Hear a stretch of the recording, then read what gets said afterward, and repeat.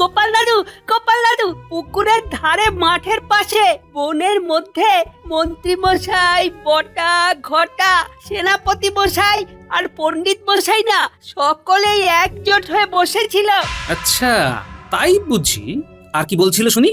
ওরা সবাই তোমার সম্পর্কেই খারাপ খারাপ কথা বলছিল আর বলছিল যে তোমাকে জব্দ করবে।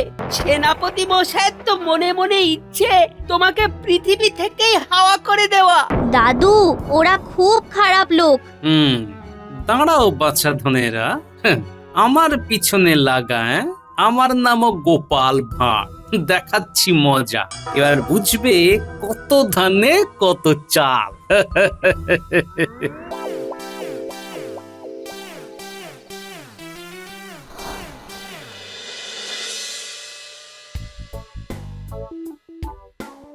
অভিজ্ঞানী, আরে ঘরে এত অন্ধকার কেন? কোথায় গেলে তুমি? এই দেখো, আমার গিন্নি তোমার জন্য নাড়ু পাঠিয়েছে, তোমার জন্য নিয়ে এলাম। কি বিজ্ঞানী সাড়া দিচ্ছে না কেন? এটা কি? বাহ, এ তো দারুণ ব্যাপার। কিন্তু গাছের গায়ে আলো, এ তো অবাক কাণ্ড। কিন্তু বিজ্ঞানী কোথায় গেল? ঘরের বাইরেও নেই, ভিতরেও নেই, তাহলে গেল কোথায়? না, কাউকে তো দেখতে পাচ্ছি না। আচ্ছা, ডেকে দেখি তো। বিজ্ঞানী, বিজ্ঞানী, আমি এখানে টুকি। এই তো। আরে কোথায় ছিলে? আর কোথা থেকেই বা বেরিয়ে এলে তুমি? বিজ্ঞান বিজ্ঞান, বুঝলে হে গোপাল, বিজ্ঞান। কিন্তু আজ এসে তো অবাক কাণ্ড দেখলাম, গাছে আলো জ্বলছে। সেটাই বুঝিয়ে বলো দেখি বিজ্ঞানী। এই দেখো, এই তরল পদার্থটা যে কোনো কিছুতে লাগালে সেটা রাত্রিবেলা উজ্জ্বল হয়ে উঠবে। ওটাতে আমি আসলে এই জিনিসটাই মিশিয়ে রেখেছি। ওর কাজই হচ্ছে রাতের বেলা জ্বলে ওঠা। ওগুলো দিনে জ্বলে না, জ্বলে রাতে। আর এই বিশেষ তরলের নিজস্ব কোনো রং নেই। কোনো কিছুর উপর লাগলে সেটা রাতে আলোকিত উজ্জ্বল হয়ে ওঠে। ওটা মনে হচ্ছে আমার বিশেষ কাজে দেবে।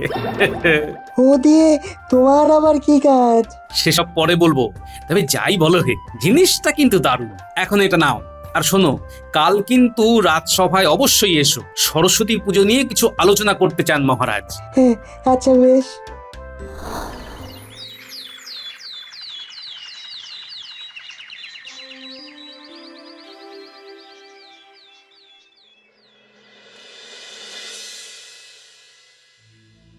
দেখো, আজ সভা শুরুতেই এই আলোচনাটা প্রয়োজন। তোমরা তো সকলেই জানো আমার জ্যাঠামশাই গত হয়েছেন। এখন আমার অসহ্য চলছে।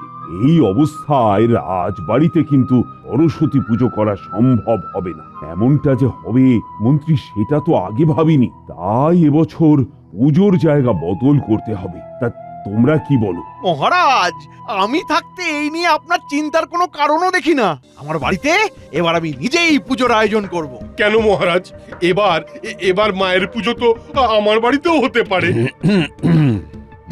মহারাজ, অভয় দেন তো বলি। আমার বাড়ি থাকতে আমি পণ্ডিত মশাই, বাগদেবীর আরাধনার সমস্ত আয়োজন আমার বাড়িতেই মানায় মহারাজ। ঠিক কিনা বলুন? সকলে মিলে শুধু লুটে নেওয়ার তাল। মহারাজ, আমি বলছিলাম কি, ওই বিদ্যার দেবী সরস্বতীর আরাধনা তো পাঠশালাতেই হওয়া উচিত। উত্তম কথা, গোপাল তো ঠিকই বলেছে। বিদ্যার দেবীর পুজো তো পাঠশালাতেই হওয়া উচিত। তাহলে সেখানেই হোক। মহারাজ, আমি বলি কি, এই ব্যবস্থাটা কি ভালো হলো? মন্ত্রী, আমি ভেবে দেখেছি গোপাল ঠিক কথাই বলেছে। গোপাল, তুমি বরং খাজাঞ্চির কাছ থেকে 100 মোহর নিয়ে যাও। যথাজ্ঞা মহারাজ। মায়ের পুজো পাঠশালাতে জমবে মজা এবার। মন্ত্রী শান্ত্রী সেনাপতি ভুল বুঝলো আবার। জ্বলছে তাদের হৃদয়ে খানি, জ্বালা তাদের চোখে। শতমোহর না পেয়ে শুধুই মাথা ঠোকে।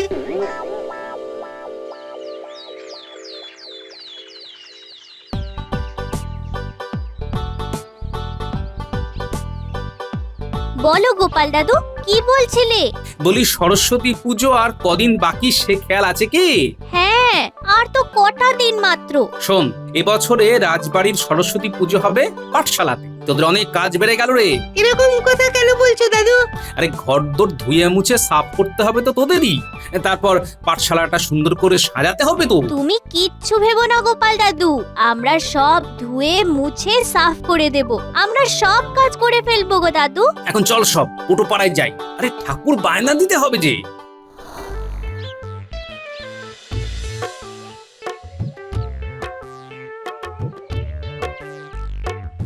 আরে রে, এসো এসো গোপাল দাদা। ও বাবা, পুঁটি ন্যাপলা গুলটে তোমরাও এসেছো। এসো এসো এসো। জানো তো মহারাজের জ্যাঠামশাই মারা গেছেন, তাই রাজবাড়িতে এবার পুজো হচ্ছে না। তার বদলে পুজো হবে পাঠশালা। ওখানে যেমন ভালো লাগবে এবার সেই অনুযায়ী প্রতিমা তৈরি করতে হবে, বুঝলে? সে আমি বুঝে গেছি গোপাল দাদা। হ্যাঁ, মন দিয়ে কাজ করো। মহারাজ দেখতে আসবেন কিন্তু। রাজ্যের অন্যান্য জায়গা থেকেও অনেকেই পুজো দেখতে আসবেন। সবার সেরা প্রতিমা বানাও তো দেখি মন দিয়ে। আচ্ছা গো গোপাল দাদা, ও তুমি কিচ্ছুটি চিন্তা করো না, তুমি যেমন বলবে তেমনই হবে। দেখি দেখি হাঁসটা দেখি। এই এবার তোরা সব যা এখান থেকে, তোদের তো খেলার সময় হয়ে গেছে। আমি বায়নার দামটা দিয়ে যাচ্ছি। হ্যাঁ হ্যাঁ, চ চ, আমাদের খেলার সময় হয়ে গেছে। এমনিতেই শীতকালের বেলা, তাড়াতাড়ি সন্ধে নেমে আসবে। বনের পথ দিয়েই চল, তাড়াতাড়ি হবে। খেলার সময় বয়ে যাচ্ছে ভাই।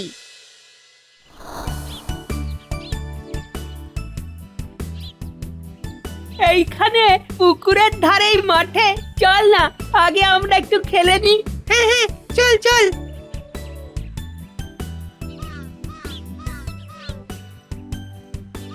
এনে গুলটে, বলটা ধর। এই যা, বলটা ধরতে পারলি না। যা যা যা গুলটে, এবার তুই বল খুঁজে নিয়ে আয়, যা। ঠিক আছে ঠিক আছে, তোরা সব এখানেই থাক, আমি বরং বলটা নিয়ে আসছি।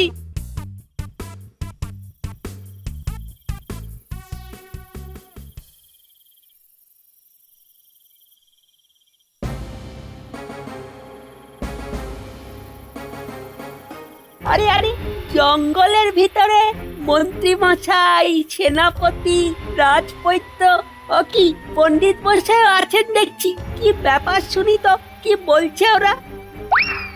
উফ, দিনের দিন অসহ্য হয়ে উঠেছে গোপালের কাণ্ড কারখানা। দেখেছো দেখেছো দেখেছো, গোপাল কেমন কায়দা করে কথা বলে ঠিক 100 মোহর বাগিয়ে নিল। মহারাজ তো কারো কোনো কথাই শুনলেন না। ওনার প্রিয় গোপালের কথাতেই সায় দিলেন। প্রিয় হয়ে ওঠা ঘোচাচ্ছি।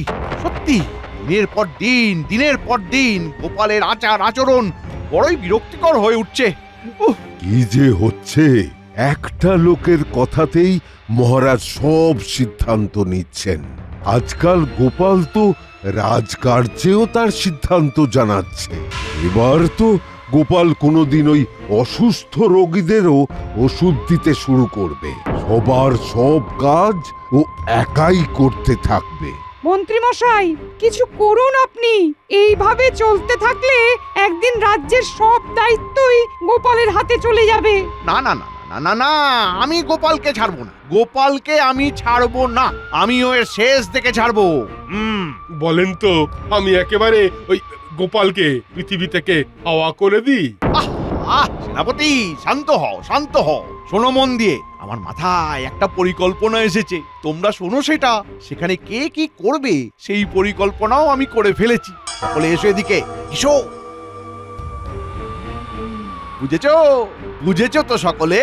হ্যাঁ ঠিক আছে ঠিক আছে তবে।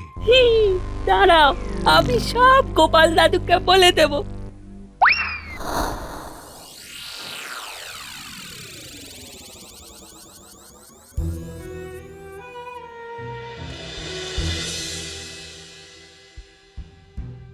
গোপাল দাদু, গোপাল দাদু, পুকুরের ধারে মাঠের পাশে বনের মধ্যে মন্ত্রী মশাই, বটা, ঘটা, সেনাপতি মশাই আর পণ্ডিত মশাই না সকলেই একজোট হয়ে বসেছিল। আচ্ছা, তাই বুঝি। আর কি বলছিল শুনি? ওরা সবাই তোমার সম্পর্কেই খারাপ খারাপ কথা বলছিল। আর বলছিল যে তোমাকে জব্দ করবে। সেনাপতি মশাইয়ের তো মনে মনে ইচ্ছে তোমাকে পৃথিবী থেকেই হাওয়া করে দেওয়া। দাদু ওরা খুব খারাপ লোক। দাঁড়াও বাচ্চা ধনেরা, আমার পিছনে লাগা। আমার নামও গোপাল ভাঁড়, দেখাচ্ছি মজা। এবার বুঝবে কত ধানে কত চাল।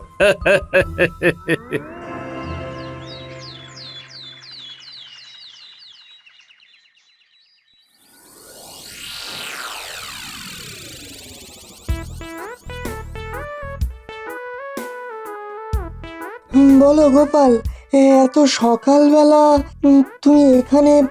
বসো বসো, বলো বলো। তোমার কাছ থেকে একটা জিনিস চাই। কি চাও বলো? তুমি বলেছিলে তোমার রসায়নাগারের ওই পদার্থটা রাতের বেলাতেও জ্বলে, ঠিক কিনা? হ্যাঁ হ্যাঁ গোপাল, তোমার কথা বুঝতে পেরেছি। একটু দাঁড়াও, আমি আনছি।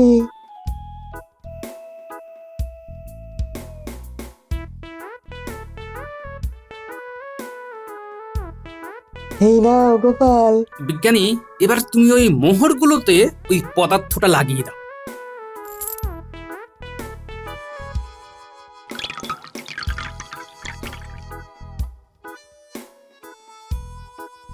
বুঝতে পারছি না গোপাল, এতে তোমার কি কার্যসিদ্ধি হবে? সে তোমার বুঝে কাজ নেই, আগে তো কাজটা করো।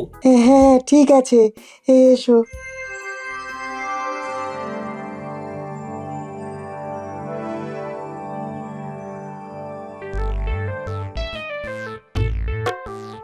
সকাল সকাল কোথায় গিয়েছিলে গো? হ্যাঁ, কাজ ছিল গিন্নি।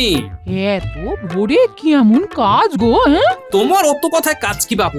যাও তো যাও, রান্না চাপ, আমাকে স্নানে যেতে হবে। তারপরে খেয়ে দিয়ে রাজসভায় যাও। যাও। গোপাল দাদা, ও গোপাল দাদা, গোপাল দাদা, আমরা এসে গেছি গো। ও, তোমরা এসে গেছো? বেশ, এবার তাহলে কাজে লেগে পড়ো। বাইরের দরজাতেই থাকো তবে। ও মা, এরা এখানে কেন গো? হ্যাঁ, ওদের কাজ আছে গিন্নি। শোনো, বলি সরস্বতী পুজোর জন্য মহারাজ আমাকে 100 মোহর দিয়েছিলেন। এগুলো পাহারা দেবার জন্যই ওদের মহারাজ স্বয়ং এখানে পাঠিয়েছে, বুঝলে? ও হো, হো, হো, হো। এখন যাও, তুমি রান্না চাপাও গিয়ে। এরপর কিন্তু দেরি হয়ে যাবে গিন্নি। আমি ততক্ষণে ওগুলোকে লুকিয়ে রাখি কোথাও।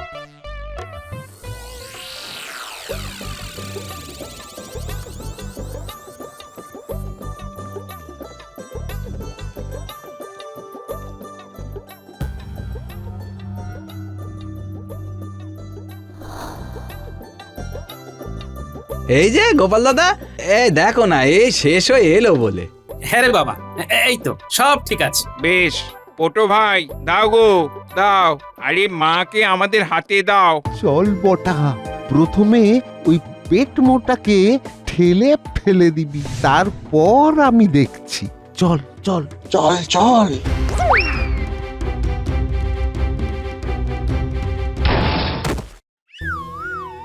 আরে আরে, এই এই এই এই কে তোমরা? হ্যাঁ, আরে আরে আরে, এই লেগেছে গোপাল দাদা, ওঠো ওঠো। হ্যাঁ, তাই একটু, কিন্তু তোকে এখন কি করে ঠাকুরের দাম দিয়ে বলতো? আর পুজোই বা হবে কি করে? সমস্ত মোহরের থলিটাই তো চলে গেল। তার মানে এইটা কেমন কথা হলো গোপাল দাদা?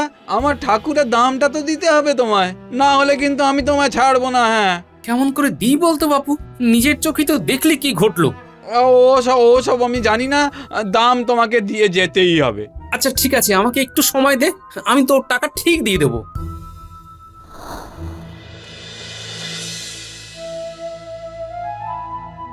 মহারাজ, মহারাজ, মহারাজ, সর্বনাশ হয়ে গেছে মহারাজ। কি হয়েছে গোপাল? আগে শান্ত হও, শান্ত হও, বসো বসো তো। গতকাল সন্ধেবেলা আমি পটোকে ঠাকুর বায়নার জন্য মোহর দিয়েছিলাম। সেই সময় আমার হাত থেকে মোহরের লাল থলিটা ছিনতাই করে নিয়ে চলে গেল ওরা। ওরা কারা? কাদের এত বড় সাহস?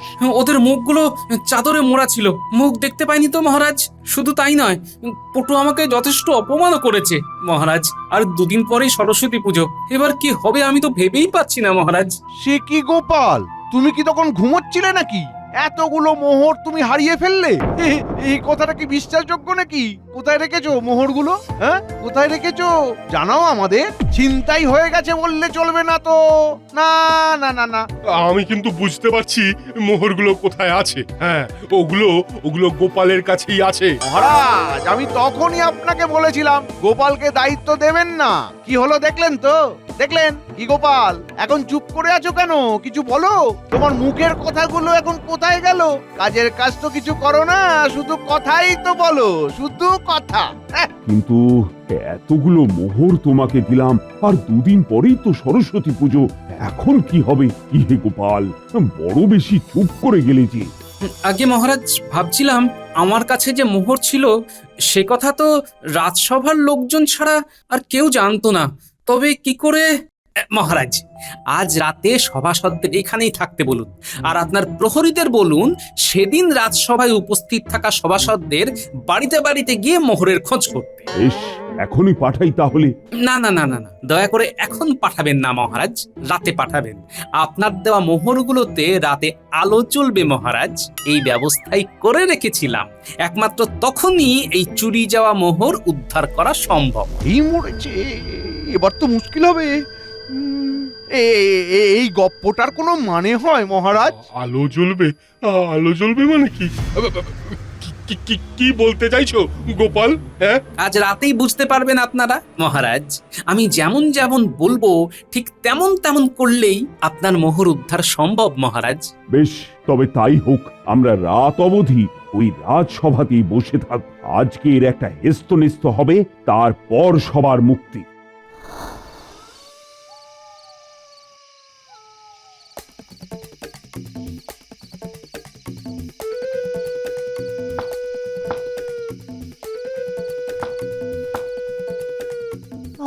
সন্ধেবেলায় কে রে বাবা? হ্যাঁ, সরে যান মা। এ কি তোমরা সোজা সিন্ধুকের ঘরে ঢুকে যাচ্ছ কেন? এ কি? সিন্ধুকের চাবি খুলুন বলছি। কেন? যা বলছি তাই করুন। আচ্ছা আচ্ছা আচ্ছা আচ্ছা, এই চাবি খুলে দিচ্ছি। এই তো।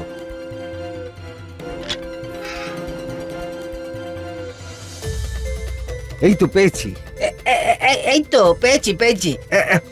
1 2 3 আর 5 6 25টা মন্ত্রীর বাড়ি থেকে পাওয়া গেছে 25টা। চলো হে ভাইয়া, এবার রাজপণ্ডিতের বাড়ি আরো 25টা বেরোলো। এই চলো চলো, এবার রাজবৈদ্যর বাড়িতে চলো। তাহলে 100টা মোহরের হদিশ পাওয়া গেল তো। সে আর বলতে। এবার চলো রাজসভার দিকে পা বাড়াই।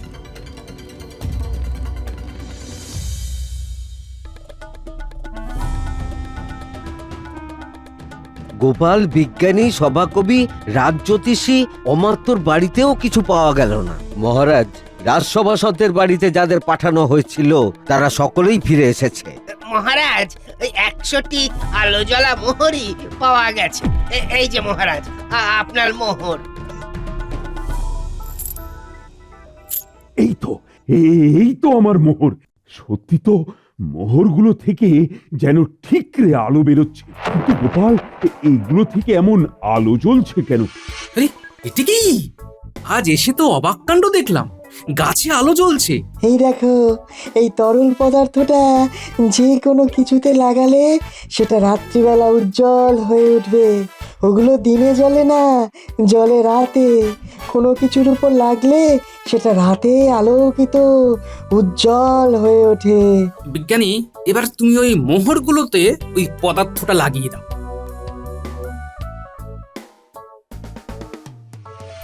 সত্যি গোপাল, তোমার বুদ্ধির তুলনা নেই। আমার প্রশংসা পরে করবেন মহারাজ। বলুন তো, এই মোহরগুলো কার কার ঘর থেকে উদ্ধার হয়েছে? এবার বলো তো প্রহরী, কোথা থেকে এগুলো পেলে? আগে মহারাজ, 25টা পাওয়া গেছে মন্ত্রী মশাইয়ের সিন্ধুক থেকে, আরো 25টা পাওয়া গেছে সেনাপতির ঘর থেকে। বাকি 50টার মধ্যে 25টা পাওয়া গেছে রাজপণ্ডিতের ঘর থেকে। আর বাকি থামো। আমি আর সহ্য করতে পারছি না। মহারাজ একটু ধৈর্য ধরে শুনুন দয়া করে। শেষ 25টা মোহর পাওয়া গেছে রাজবৈদ্যর বাড়ি থেকে। হ্যাঁ, মন্ত্রী, তোমার কাছ থেকে এটা আশা করা যায় না। আর সেনাপতি, তোমার ওপর রয়েছে প্রজাদের নিরাপত্তার ভার। তুমি কিনা শেষে চুরি করলে, তাও রাজ অর্থ। আর আমি তো কিছুই বুঝতে পারছি না পণ্ডিত, বিদ্যার দেবীর পুজোর মোহর তুমি চুরি করলে কি করে? আর রাজবৈদ্যকে তো আমার বলার কোনো ভাষা নেই। তোমাদের সকলকেই শুলে চড়ানো উচিত। মহারাজ, মহারাজ, আমাদের ক্ষমা করে দিন মহারাজ। মহারাজ, আমাদের ক্ষমা করে দিন মহারাজ। আর কখনো এমন ভুল হবে না। আর কখনো এমন ভুল হবে না মহারাজ, আর কখনো না। এবারের মতো ছেড়ে দিন মহারাজ, মহারাজ এবারের মতো ছেড়ে দিন মহারাজ, এবারের মতো ছেড়ে দিন, এবারের মতো ছেড়ে দিন মহারাজ। মহারাজ, মহারাজ। তোমরা আমার রাজসভার অলংকার ছিলে। তোমরা এই কাজ করলে কি করে? না না না, আমার সামনে থেকে চলে যাও। তোমরা যাও। আর 1 মাসের জন্য এই রাজসভা থেকে নির্বাসন দিলাম তোমাদের। যাও যাও, আমার চোখের সামনে থেকে দূর হয়ে যাও তোমরা।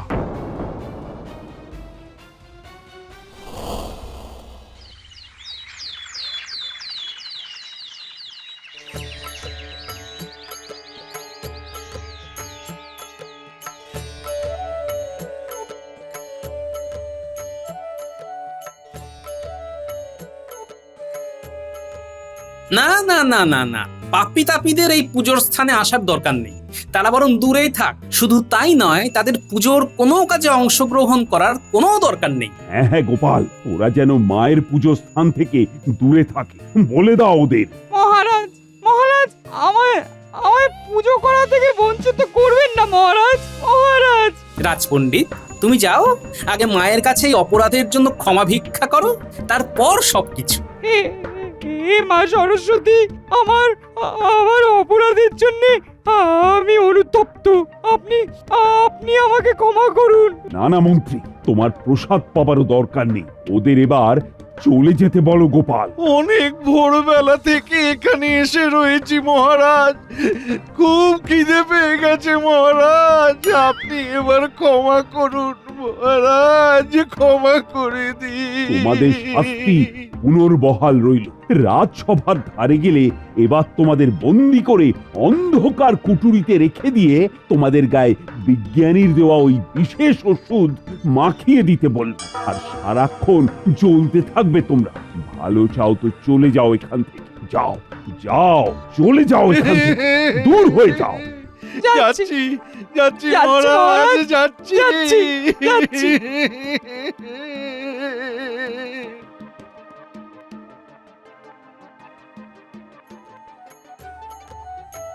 মায়ের পুজোয় গোল বাঁধিয়ে চুরি করলো যারা, লোভে পাপ, পাপের শাস্তি পেয়েই গেল তারা।